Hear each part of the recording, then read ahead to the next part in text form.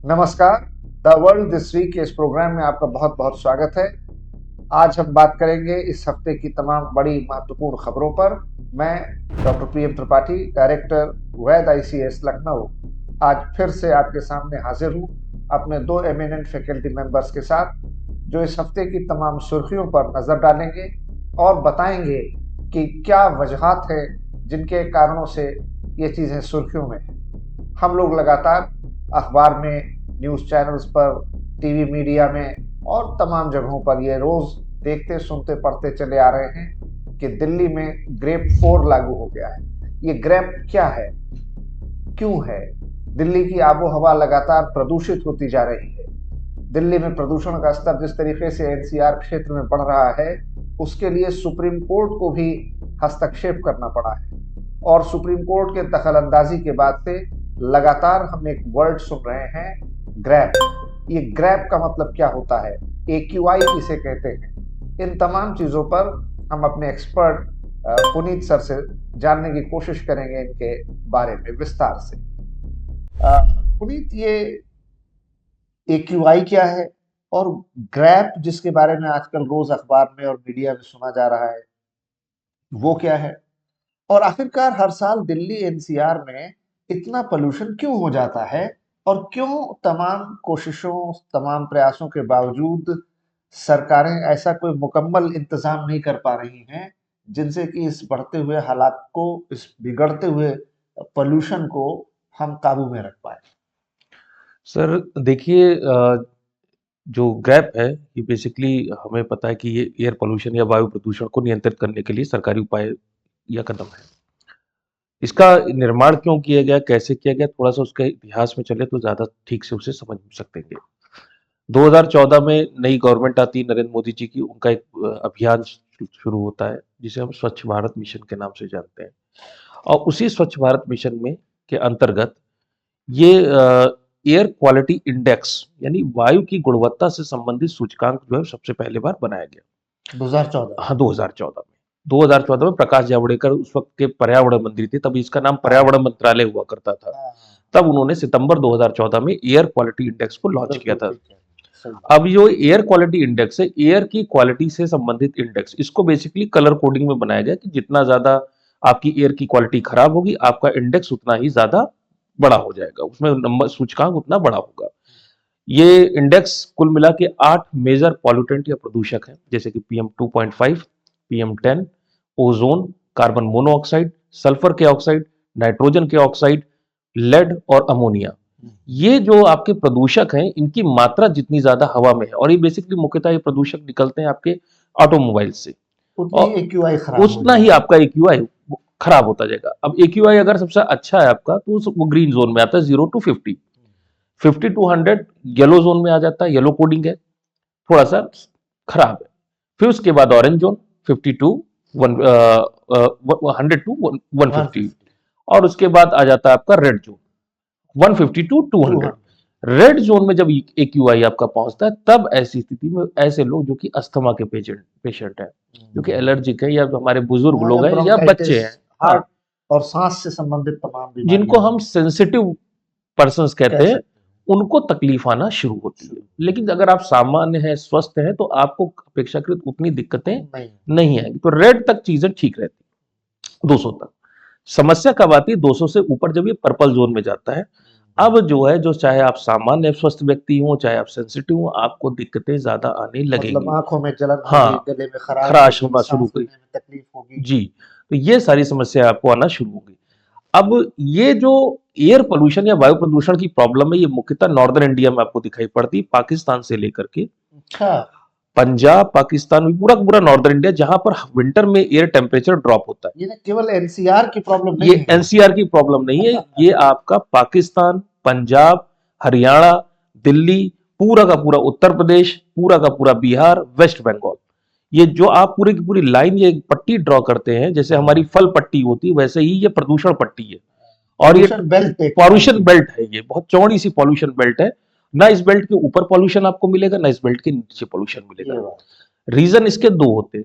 जब हमारा ये सितंबर के बाद का समय, जो पोस्ट मानसून वाला जो वक्त होता है, यहाँ पर एयर स्टिल हो जाती है, हवा चलती नहीं है, पहली चीज। दूसरी चीज टेम्परेचर कम होने लगता है, जबकि इस पट्टी से नीचे का जो, जैसे आप मध्य प्रदेश वगैरह में जाएंगे तो वहां पे टेम्परेचर अभी भी ठीक ठाक है। हाँ, अभी यहाँ तो यहाँ जैसे पे चालू की अभी शुरुआत हम हो लोग चुकी है। जैकेट्स और स्वेटर्स में बैठे हैं हाँ, लखनऊ। टेम्परेचर धीरे धीरे गिर रहा है, ठंड बढ़ रही है। हाँ, तो इन दोनों वजहों से आपका जो पोल्यूशन है, जो रिलीज हो रहा है, जो कि गर्मियों में भी रिलीज हो रहा था, वो पोल्यूशन पहले भी रिलीज हो रहा था लेकिन वो बह जाता था सिटी से बाहर। अब वो पोल्यूशन ऊपर हवा में उठ नहीं पा रहा और हवा के ना चलने की वजह से शहर से वो बाहर नहीं जा पा रहा। इसको हम एक कॉन्सेप्ट कहते हैं पोल्यूशन डोम की। तो बेसिकली शहर के अंदर शहर जो है आपका गैस चैम्बर बन गया। तो ये जो AQI, चूंकि लगातार व्हीकल चल रहे हैं, मूव हो रहे हैं, पोल्यूशन रिलीज हो रहा है, तो आपका AQI लगातार बढ़ता चला जाएगा। तो जैसा मैंने आपसे बताया कि रेड तक तो चीजें मैनेजेबल हो सकती, क्योंकि जो सेंसिटिव लोग हैं वो मास्क लगा ले, घर के अंदर रहे, इंडोर AQI हमेशा कम होता है आउटडोर से। लेकिन जब आपका पर्पल जोन में जाता है तब क्या किया जाए? तो आपका जो दिल्ली और NCR का जो एरिया है, वहां पर ऑनरेबल सुप्रीम कोर्ट ने commission for air quality management की स्थापना कराई 2014 में। जैसे मैंने बताया AQI लॉन्च हुआ था। Commission 2021 for air air quality quality management, management, commission for air quality management. CAQM। जी, ये बेसिकली एक तरह की आप कह सकते हैं ऑटोनोमस एजेंसी, स्वतंत्र संस्था है और सुप्रीम कोर्ट के डायरेक्शन से बनाई गई। अब ये जो CAQM है, ये 200 तक तो चुप बैठता है, लेकिन अगर आपका AQI पर्पल जोन में जा रहा है, 200 से ऊपर बढ़ रहा है, 201 जैसे ही होता है, वैसे ही एक नए तरह के रिस्ट्रिक्शंस लगना शुरू हो जाते हैं केवल दिल्ली और NCR क्षेत्र में। यानी प्रॉब्लम पूरे एरिया में है, पूरे नॉर्दर्न बेल्ट में, हाँ, लेकिन ये जो सीवियर रेस्ट्रिक्शंस restrictions हैं हैं वो केवल NCR दिल्ली NCR के लिए है। क्योंकि ये सेंट्रल गवर्नमेंट की सीट है, हाँ डिप्लोमैट्स वहां रहते हैं, जी, प्रेसिडेंट हाउस है और ऑनरेबल सुप्रीम कोर्ट भी वहीं पर है। है। तो जाहिर सी बात है कि उस एरिया के लिए ग्रैप बनाया गया, जिसे ग्रेडेड रिस्पांस एक्शन प्लान। अच्छा, जैसे ग्रैप का मतलब हुआ ग्रेडेड रिस्पांस एक्शन प्लान, इसलिए GRAP AP। कहते हैं। जैसे जैसे समस्या बढ़ती जाएगी वैसे वैसे आपका रिस्पांस भी ग्रेडेड तौर पे बढ़ता चला जाएगा, ग्रेडेड धीरे धीरे धीरे बढ़ता जाएगा। अब आपका जो ग्रैप है, इसको 4 कैटेगरी पे बांट लिया गया। पोल्यूशन जितना बढ़ेगा ग्रैप उतना ज्यादा होगा। ग्रैप काम किस पर करता है? आप फ्यूल को 3 कैटेगरीज में डिवाइड कर सकते हैं: very polluting fuel, moderately polluting fuel and severely polluting fuel, simple fuels. तो आपका जो कोल और वुड है, कोयला और लकड़ी, इससे पोल्यूशन सबसे ज्यादा होता है, डर्टी फ्यूल इनको हम कहते हैं। इसके बाद दूसरी रैंक पर आता है डीजल, जो कि इनसे थोड़ा सा मॉडरेट है, पॉल्यूशन करता है। तीसरे नंबर पर आता है पेट्रोल। ये 3 आपके मेन हाइड्रोकार्बन फ्यूल्स हैं जिनसे पॉल्यूशन आपका सबसे ज्यादा। तो जैसे ही 201 स्टार्ट होगा, दिल्ली NCR में ग्रेप 1 आ जाएगा। ये 201 से 300 की रेंज में चलता है AQI जब रहेगा। तो ऐसी वक्त में सबसे पहले सबसे डर्टी फ्यूल कोयला और लकड़ी के जलाने पर प्रतिबंध हो जाएगा। जैसे कि तंदूर वगैरह दिल्ली में रेस्टोरेंट्स हैं, वहां पर इसको पूरी तरह से प्रतिबंधित कर दिया जाएगा ताकि AQI फर्दर डिटीरिएट ना हो। अब आगे चलते हैं, 300 से 400 की रेंज में जब चलेगा तो आप ग्रेड 2 में पहुंच गए।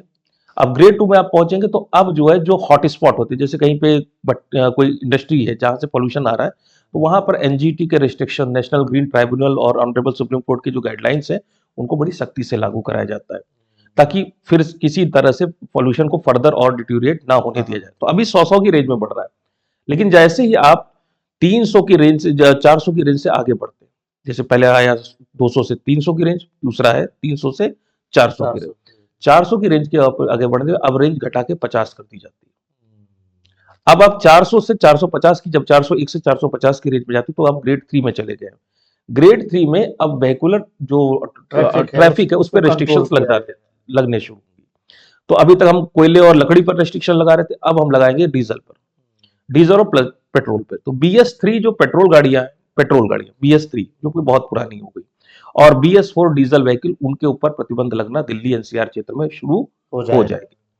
अगर AQI आपको 450 के ऊपर भी क्रॉस कर गया, तो ग्रेड 4 में पहुंच गया, तब ऐसी स्थिति में जितने भी तरह के व्हीकल है, 4 व्हीलर, जिनका रजिस्ट्रेशन दिल्ली NCR में नहीं है, उनकी एंट्री पूरी तरह से प्रतिबंधित हो जाएगी। एक्सेप्शन है इसका CNG व्हीकल्स या व्हीकल्स जो कि यूपी या अन्य राज्यों में रजिस्टर्ड है, वो आ सकते हैं, या एसेंशियल सर्विसेज के लिए व्हीकल, एसेंशियल कमोडिटीज वगैरह पहुंचाने। ये इसका एक थोड़ा सा लूप होल भी है, क्योंकि एसेंशियल कमोडिटीज जब आप पहुंचाना शुरू करते तो ट्रक्स भी आना शुरू हो जाता है, खाने पीने का सामान भी आना शुरू हो जाता है। तो इसी वजह से ये बेसिकली इसी तरह से वो उसको पॉल्यूशन को मैनेज करते हैं। और अगले 3 दिनों में दिल्ली की स्थिति कैसी खराब होने वाली है, दिल्ली के लिए बनाया गया है, दिल्ली के लोगों के लिए। तो अगले 3 दिनों में एयर पॉल्यूशन की प्रोबेबिलिटी कितनी खराब हो सकती है, उसी हिसाब से वो रेट्स को वो ऊपर नीचे करके उसे कंट्रोल करने की कोशिश करते हैं। इसमें दिल्ली में हम लोग बात पराली जलाने की भी कहते हैं, तो पराली जलाने में केवल दिल्ली के आसपास के जो हरियाणा, उत्तर प्रदेश और पंजाब के किसान हैं उनका ही दोष नहीं है। एक और समस्या आती है कि पॉल्यूशन जो है ट्विन सिस्टर कॉन्सेप्ट होती है एयर पॉल्यूशन में। दिल्ली की जो ट्विन सिस्टर है वो है लाहौर, पाकिस्तान। अच्छा, दिल्ली का 30% पॉल्यूशन लाहौर से उड़कर आता है। बताइए। और हम लोग समझते हैं खाली दिल्ली पंजा- एनसीआर में ही हाँ, ऐसा हो दिल्ली रहा है। एनसीआर में हमें लगता है कि पंजाब के किसान पराली जला रहे हैं इसलिए दिल्ली में पॉल्यूशन है। 30% जो एयर पॉल्यूशन है वो आपका लाहौर से आता है, उसको ट्विन सिस्टर कहते हैं। और इस फिनोमिना को हम कहते हैं एयर शेड फिनोमिना, कि इस एरिया में यानी पाकिस्तान में अगर पॉल्यूशन होगा पूरे नॉर्दर्न बेल्ट में, तो ये सारा का सारा इसी एरिया में ट्रैप होकर जाएगा। आप देखेंगे नॉर्दर्न इंडिया के भी हमारे शहरों में उसका हाँ, असर दिखाई उसका असर दिखाई पड़ेगा। इवन जो हमारा कोलकाता है ईस्टर्न बॉर्डर पे, ईस्टर्न सेक्टर वहां पे, तक फैलेगा। हाँ, उसकी ट्विन सिस्टर ढाका है, तो ओह, ढाका का पोल्यूशन कलकत्ता में आ जाता है। हाँ, तो इस तरह से ये प्रॉब्लम नेशनल या रीजनल या लोकल ना होकर इंटरनेशनल भी है, जिसमें लोगों को बैठ के इसको सॉल्व करने की जरूरत है। तो ये है आपका क्रिप। भाई बहुत सारी नई जानकारी हमको हासिल हुई, और ग्रैप क्या है, AQI क्या है, इसके बारे में हमारे सब्जेक्ट एक्सपर्ट ने हमें विस्तार से बताया। हमारे दूसरे सब्जेक्ट एक्सपर्ट से हम जानने की कोशिश करेंगे। अभी सुप्रीम कोर्ट ने एक बड़ा महत्वपूर्ण निर्णय दिया है। जैसा कि आप जानते हैं कि हमारे देश के संविधान की प्रस्तावना में, यानी कि प्रीएम्बल ऑफ द कॉन्स्टिट्यूशन में, हमने दो शब्द जो थे सेकुलर और सोशलिस्ट, 42nd अमेंडमेंट 1976 42वें संशोधन 1976 के द्वारा जोड़े गए थे। इसको लेकर के कुछ विवाद हुआ, याचिका दाखिल हुई और अभी सुप्रीम कोर्ट का फैसला आया है। तो हमारे सब्जेक्ट एक्सपर्ट से हम ये जानने की कोशिश करेंगे कि ये पूरी कंट्रोवर्सी क्या थी और फैसला क्या हुआ। अभिषेक, ये सोशलिस्ट और सेकुलर, ये हमारे संविधान में उस समय जब लागू हुआ 26 जनवरी 1950 को, ये दो शब्द प्रस्तावना में नहीं थे, ये बाद में जोड़े गए। तो अब इन पर इतना विवाद क्यों हुआ, और इनको हटाने के लिए जो याचिका दायर की गई उस पर सुप्रीम कोर्ट का क्या फैसला रहा, और आप इसको किस तरह से देखते हैं? सर, सुप्रीम कोर्ट में एक्चुअली में 2020 में एक पिटीशन गया था, फाइल हुआ था वहाँ पर। सुप्रीम कोर्ट के एक एडवोकेट थे डॉक्टर बलराम सिंह, उन्होंने एक याचिका फाइल की थी। उसके बाद आगे चल करके सुब्रमण्यम स्वामी जो फॉर्मर लॉ मिनिस्टर थे, उन्होंने एक याचिका फाइल की। फिर आगे चल के सुप्रीम कोर्ट के एक एडवोकेट और अश्वनी उपाध्याय, उन्होंने एप्लीकेशन दिया, उन्होंने पिटीशन फाइल किया। उन्होंने कहा कि कॉन्स्टिट्यूशन में जो प्रियम्बल में वर्ड आया सोशलिस्ट और सेकुलर, इसको हटा देना चाहिए, इसका कोई यूज नहीं, क्योंकि इसको गलत तरीके से संविधान में जोड़ा गया। उन्होंने ये तर्क दिया कि जो सेकुलर वर्ड है वो डेलिबरेटली जो कॉन्स्टिट्यूशन मेकर्स थे उन्होंने जानबूझकर इसको संविधान में नहीं रखा। अगर चाहते तो वो रख सकते थे, जानबूझ के नहीं रखा। भी हुई, काफी डिबेट हुई, असेंबली में। हाँ, काफी डिबेट हुई। और उनका ये कहना था जो सोशलिस्ट वर्ड है वो कहीं ना कहीं गवर्नमेंट के ऊपर रिस्ट्रिक्शन लगा देता है when it comes to economic policies या फ्रेमिंग ऑफ इकोनॉमिक पॉलिसी। 24 जुलाई 1991 को न्यू इकोनॉमिक इंडस्ट्रियल पॉलिसी अपना उसके बाद से ये कहा इररिलेवेंट हो गया। आप तो कैपिटलिज्म की तरफ मूव कर गया, ग्लोबलाइजेशन हो रहा है। तो इसी को लेकर के याचिका गई थी। फाइनली सुप्रीम कोर्ट ने उसको रिजेक्ट कर दिया। उन्होंने कहा कि नहीं, सोशलिस्ट और सेकुलर वर्ड दोनों ही हमारे बेसिक स्ट्रक्चर हैं और दोनों का अपना रेलेवेंस है। बट सुप्रीम कोर्ट के जजमेंट पर मैं आऊं उससे पहले मैं थोड़ा सा बैकग्राउंड भी सर बताना चाहूंगा कि 1949 में, नवंबर 1949 में कॉन्स्टिट्यूएंट असेंबली के मेंबर थे हसरत मोहानी। उन्होंने एक अमेंडमेंट मूव कराया था जिसमें उन्होंने ये कहा था कि प्रियम्बल की जो शुरुआत है जो we the people of India से होती है, उसको शुरू करना चाहिए we the people of India having solemnly resolved to constitute India into a union of Indian socialist republic. अच्छा। जैसे यूएसएसआर होता है, ऐसे उन्होंने कहा कि यूआईएसआर होना चाहिए, यूनियन इंडियन सोशलिस्ट रिपब्लिक। तो देखिए उस समय भी सोशलिज्म और सेकुलरिज्म पे चर्चा हो रही थी, संविधान सभा में भी बहुत हो रही थी, बहस हुई। तो हालांकि ये अमेंडमेंट गिर गया, पास नहीं हुआ। इसी तरीके से संवैधानिक सभा के एक और मेंबर थे केटी शाह साहब, उन्होंने आर्टिकल 1 में अमेंडमेंट करने के लिए अमेंडमेंट मूव कराया था कि आर्टिकल 1 जो कहता है India that is Bharat shall be union of state, वहां पे उन्होंने कह दिया था कि इंडिया यूनियन ऑफ स्टेट ना करके India as a secular federalist socialist union of state होना चाहिए। अच्छा अच्छा तो अच्छा। उन्होंने ये सारे वर्ड जोड़ दिए थे, तो वो भी खैर मूवमेंट गिर गया। ऐसे एक और मेंबर थे HV कामत, उनका कहना था कि ये दोनों वर्ड आने चाहिए संविधान में, हाँ और ये दोनों वर्ड प्रियम्बल में ही आने आने चाहिए। चाहिए। इसीलिए इंदिरा गांधी जी के टाइम पर 42nd अमेंडमेंट हुआ 1976 में, जिसको मिनी कॉन्स्टिट्यूशन कहते हैं, और ये दोनों वर्ड एड ऑन जोड़ किए गए जब आपातकाल लगा था। तो उसका जो तरीका था जोड़ने का, वो इन लोगों को नहीं पसंद था, जो पिटिशनर्स कि थे। जब इमरजेंसी थी, पार्लियामेंट हाँ में ओपोजिशन नहीं था, तो हाँ, आपने लगा दिया। लिबर्टीज सारी कर्व थी, political opponents were in jail, हाँ। तो सारा मूवमेंट वन साइडेड था। तो इंदिरा गांधी ने क्या सोच के ये दो शब्द जोड़े होंगे? अब इंदिरा गांधी ने, गवर्नमेंट ने सोशलिस्ट वर्ड जोड़ा क्योंकि पंडित जवाहरलाल नेहरू खुद ही एक फेबियन सोशलिज्म के बहुत हाँ, बड़े चैंपियन थे। हाँ। और वो और इंदिरा गांधी भी गरीबी हटाओ, गरीबी प्रीवी हटाओ का नारा बैंक था। का नेशनलाइजेशन, ये हाँ, सब करके। नेशनलाइजेशन प्लस वही समाजवाद को लेकर, प्लस हमारा सर नेशनल मूवमेंट भी बहुत हद तक समाजवाद से इंस्पायर्ड था। वो ठीक है, हमने रशिया का कम्युनिज्म नहीं फॉलो किया, लेकिन हमने मिक्स्ड हाँ इकोनॉमी लिया और उसमें सोशलिज्म लेके आए। सेकुलरिज्म को इसलिए उन्होंने जोड़ दिया कि इंडिया में जो है सेकुलर फैब्रिक हमारा, एक तरीके से माइनॉरिटीज को ये मैसेज देना था हाँ। कि अब इंडिया का डिवीजन नहीं होगा, और जो धर्म के लोग हैं यहाँ पर वो सभी फ्रीली रह सकते हैं, फ्रीडम ऑफ रिलीजन रहेगा सबको। तो उन्होंने 3 वर्ड जोड़े, मतलब एक पॉलिटिकल मैसेजिंग मैसेजिंग थी, नैरेटिव क्रिएट करना था। नैरेटिव क्रिएट करना था, तो उन्होंने ऐड ऑन कर दिया। अभी सुप्रीम कोर्ट ने जो स्टक डाउन किया है सर, तो सुप्रीम कोर्ट ने बहुत अच्छी बात बोली। उन्होंने कहा कि जो सेकुलर वर्ड और सोशलिज्म वर्ड है, वो इंडिया के पॉइंट ऑफ व्यू में, या इंडिया ने उन दोनों वर्ड को अपने आइडियाज या अपने अकॉर्डिंग इवॉल्व किया है। मतलब जैसे सेकुलरिज्म है, जैसे तो हम जब सेकुलरिज्म कहते हैं तो एक मन में ख्याल आता है अपोजिट टू रिलीजन या अगेंस्ट रिलीजन। हाँ, एग्नोस्टिक हो जाता हाँ, है। मतलब आप धर्म के खिलाफ हो गए। तो सुप्रीम कोर्ट ने कहा इंडिया का एथीस्ट सेकुलरिज्म, एथीस्ट या हाँ, एग्नोस्टिक होना नहीं है। नहीं है। हमारा सेकुलरिज्म बड़ा अजीबोगरीब टाइप का है। तो हमारा सेकुलरिज्म इक्वल रिस्पेक्ट की बात करता है, इक्वल डिस्टेंस की बात करता है, इक्वल अपॉर्चुनिटी की बात करता है। राज्य जो है वो किसी धर्म के खिलाफ भी नहीं है, और राज्य जरूरत पड़ने पर किसी भी धर्म को प्रमोशन कर सकता है। मतलब जैसा फ्रांस में सेकुलरिज्म है, ब्रिटेन में है, हाँ, अमेरिका में है, वैसा हमारा नहीं वैसा है। नहीं है हमारा। तो हम तो पॉजिटिव सेकुलरिज्म को लेकर के चलते, इक्वल रिस्पेक्ट देने की बात करते हैं। ऐसे ही उन्होंने सोशलिज्म वर्ड को भी समझा। उन्होंने कहा Indian socialism is not that typical socialism जो कहता है प्राइवेट प्रॉपर्टी नहीं होगी, नहीं होना चाहिए, पूरा गवर्नमेंट हाँ, कंट्रोल पूरा होना गवर्नमेंट चाहिए। कंट्रोल होगा। तो सुप्रीम कोर्ट ने कहा भारत का socialism is for is to promote economical policies and social justice.